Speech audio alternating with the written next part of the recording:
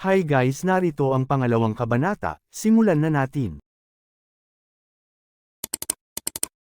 Sa tabi ni Yezayan nakaupo ang isang matangkad at gwapong lalaki na paminsan-minsang sumusulyap kay Yezayan. Napansin niya na si Yezayan ay nakatingin kay Nieli. Binigyan niya ng matalim na tingin si Nieli.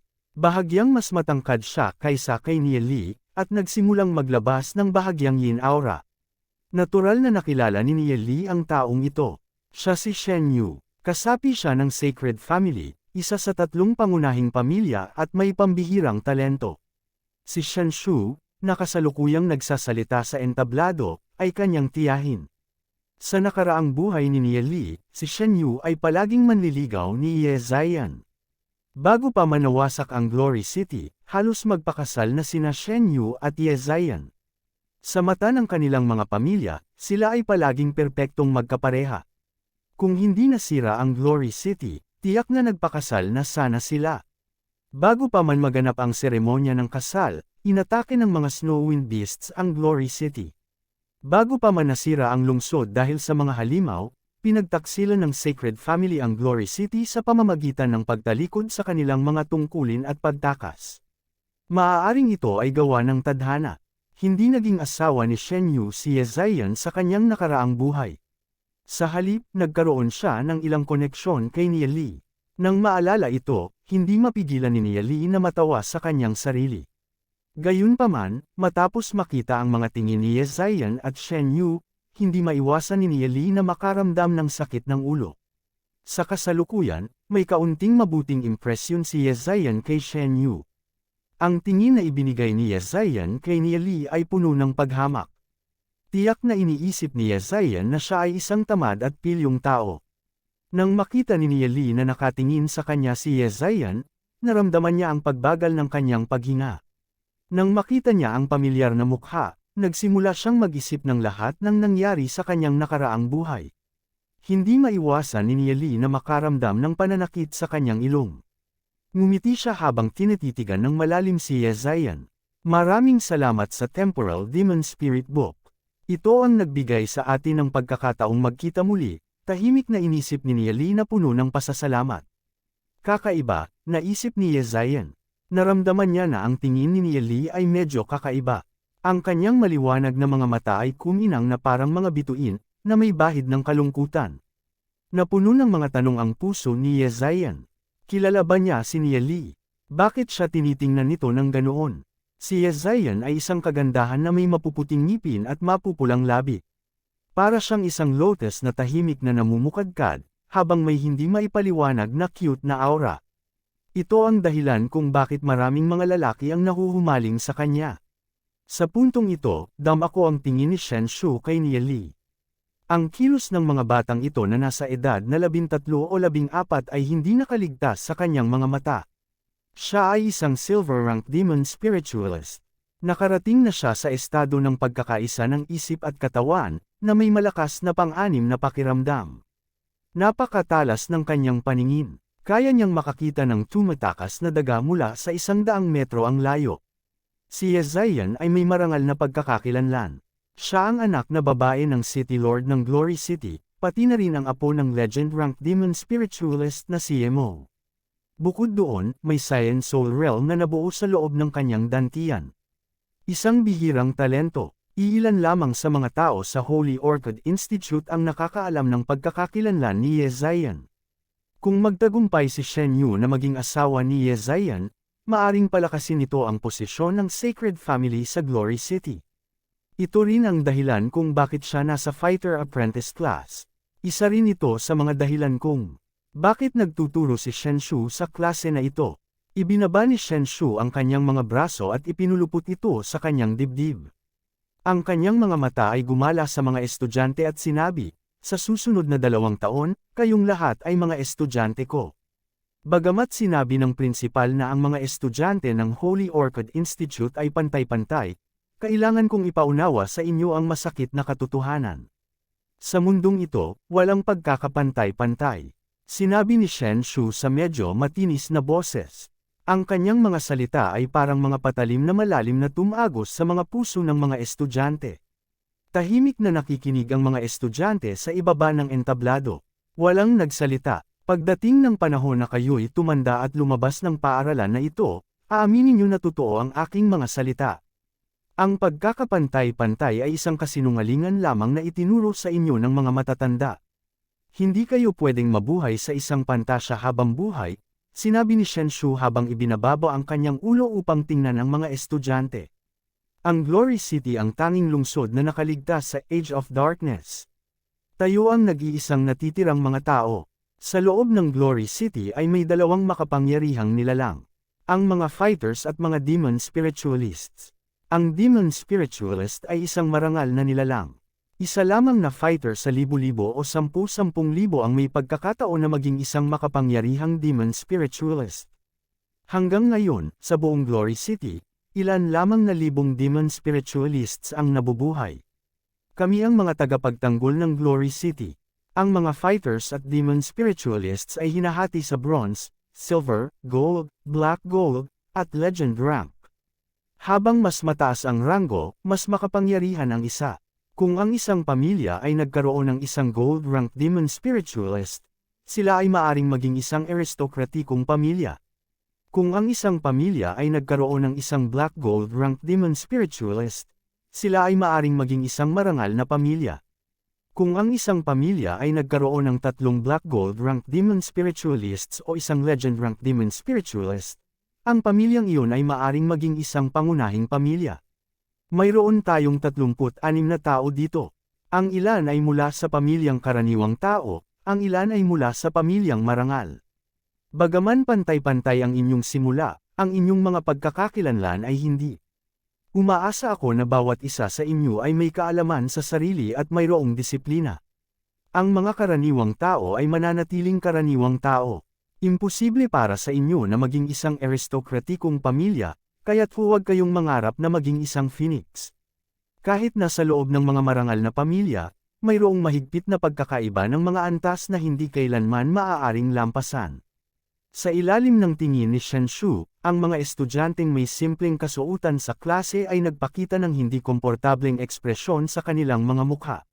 Sila ay napahiya at ibinaba ang kanilang mga ulo. Si Shen Shu at ilang mga marangal ay buong pagmamalaking itinulak ang kanilang mga dibdib at ipinakita ang kanilang pagmamalaki. Tanging sina Nia Li, Ye Ziyan, Lu Piao, at ilang iba pang mga marangal ang nanatiling kalmado. Tumingin si Nia Li sa kanyang tagiliran. Si Du Zi ay nakasuot ng medyo luma na damit. Mahigpit niyang kinuyam ang kanyang mga kamao, at kinakagat ang kanyang labi. Si Du Zi ay mula sa isang karaniwang pamilya. Ang sitwasyon ng kanyang pamilya ay napakahirap, ngunit alam ni Nia Li na malakas ang damdamin ni Du Zi. Sa nakaraang buhay ni Nia Li, si Du Zi ay masipag, kahit na hindi maganda ang kalagayan ng kanyang pamilya. Hindi rin masama ang kanyang talento. Sa pamamagitan ng matinding pagsisikap, naging gold rank demon spiritualist siya. Naabot niya ito nang walang suporta ng malaking pondo, at walang pambihirang talento, umasa siya sa sarili niyang pagsisikap upang marating ang antas na yon. Maaaring isipin kung gaano siya kagaling. Bago nawasak ang Glory City, marami sa mga pamilyang maharlika ang nag-isip kung paano makakatakas.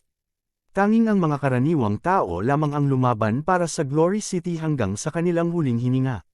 Si Du Zi ay kaibigan ni Nia Li, isa sa kanyang pinakamahalagang kaibigan.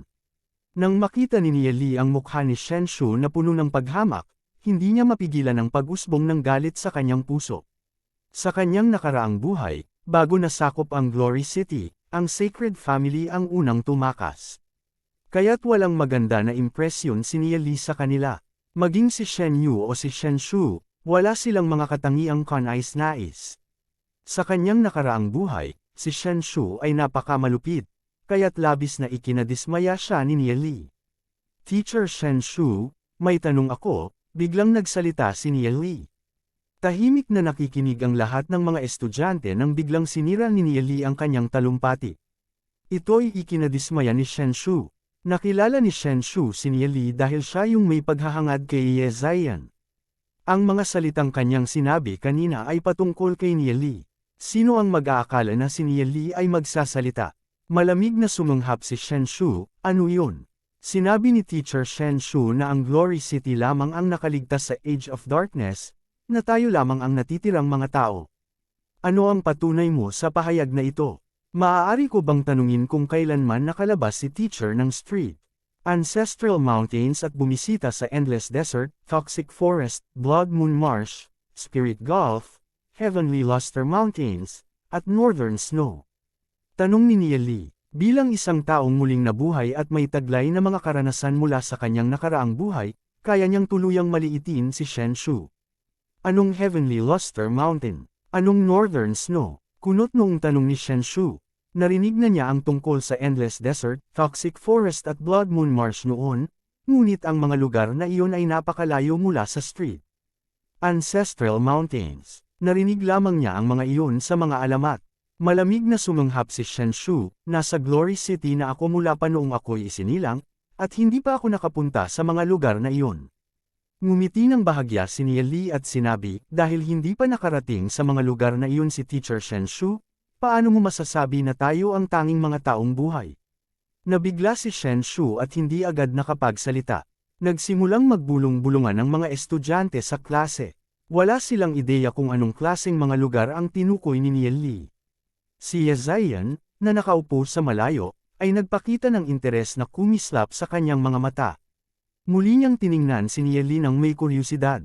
Paano nalaman ni Nia Li ang tungkol sa mga lugar na iyon?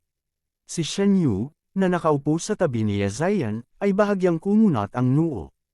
Tumingin siya kay Nia Li at napagtanto na medyo gwapo si Nia Li. Hindi siya nagpapahuli sa kanya sa hitsura. Hindi namamalayan, nakaramdam siya ng kaba sa kanyang puso. Nakita ni Shen Shu ang mga estudyanteng nagtatalakayan sa ibaba, at ito'y nagpasimangot sa kanyang mukha at buong galit na sinabi, ano ngayon?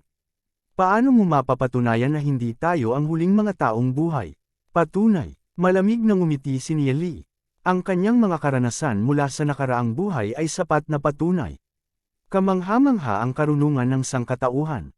Matapos maranasan ang Age of Darkness, maraming tao pa rin ang nakaligtas. Nagtayo sila ng maraming monumental na mga lungsod, ngunit hindi niya maaaring sabihin iyon ng lantaran. Sa halip, tahimik niyang sinabi, hayaan niyong kwentuhan ko si Teacher Shen Shu. May isang polaka sa kailaliman ng balon. Simula nang siya'y ipinanganak, lagi siyang nasa balon. Mula sa simula, nakikita niya lamang ang bahagi ng langit, kaya't sinabi niyang ang langit ay kasing laki lamang ng butas ng balon. Ngunit ang langit ba ay kasing laki lamang ng butas? Maaari lamang nating sabihin na ang polaka ay ignorante. Habang naririnig ang sinabi ni Nia Li, hindi napigilan ng mga estudyante sa klase ang kanilang mga tawa. Nararamdaman nilang may katuturan ang sinabi ni Nia Li. At ang sawikain na, isang polaka na tumitingin sa langit mula sa ilalim ng balon, ay hindi direktang tinutukoy si Teacher Shen Shu bilang isang polaka. Pagtanaw sa langit mula sa ilalim ng balon, napakaakmang paglalarawan, sabi ng ilang mga babae habang nagtatawanan. Lahat sila ay hindi nagustuhan si Shen Shu, at hindi mapigil ang tingnan si Nia Li na puno ng paghanga, dahil si Nia Li lamang ang naglakas loob na lantara na suruan ng isang guro sa klase. Ikaw, simula ni Shen Shu habang nakatitig kay Nia Li. Galit na galit siya na halos masuka na siya sa inis. Tinulad siya ni Nia Li sa isang ignoranteng polaka. Hindi pa siya nakatagpo ng isang ganitong katapang na estudyante. Si Ye Ziyan, na nakaupo sa malayo, hindi napigilan ang kanyang pagtawa. Napagtanto niya na si Nia Li ay medyo interesante at magaling magsalita. Nagawa niyang gawing walang sagot si Teacher Shen Shu. Si Ye Ziyan ay isang natural na kagandahan. Ang kanyang ngiti ay kahali-halina. Kumandat si Nia Li kay Ye Ziyan at ngumiti. Nang makita ni Ye Ziyan ang ekspresyon ni Nia Li, agad niyang ibinalik ang kanyang ulo, at naisip sa kanyang puso, ang kapal ng mukha. Ang impresyon ni Nia Li sa kanyang puso ay isa pa ring masamang estudyante. Pinagmamasdan ni Lu Piao si Nia Li na hindi lamang pinatigil si Teacher Shen Shu, ngunit tinukso rin si Ye Ziyan. Hindi napigilan ni Lu Piao na itaas ang kanyang hinlalaki sa kanya, iniisip na ang lalaking ito ay kahanga-hanga. Tumingin si Nia Li kay Shen Shu, at ipinagpatuloy ang tanong, Teacher Shen Shu, mayroon pa akong isa pang tanong. Halos mamatay na sa galit si Shen Shu, ngunit hindi siya maaaring sumabog dito. Sumagot na lamang siya sa masamang tono, ano pa ang tanong mo? Sinabi ni Teacher Shen Shu na, ang karaniwang tao ay mananatiling karaniwang tao, hindi sila kailanman magiging maharlika. Mayroon akong isang maliit na tanong. Hindi ba ang legend rank demon spiritualist na si Yemo ay isang karaniwang tao noong siya ay bata pa? Tanong ni Nia Li, kumikislap ang mga mata at nakatingin kay Shen Shu. Hindi ba alam ni Teacher Shen Shu ang tungkol dito? At dito nagtatapos ang kabanata. Maraming salamat po.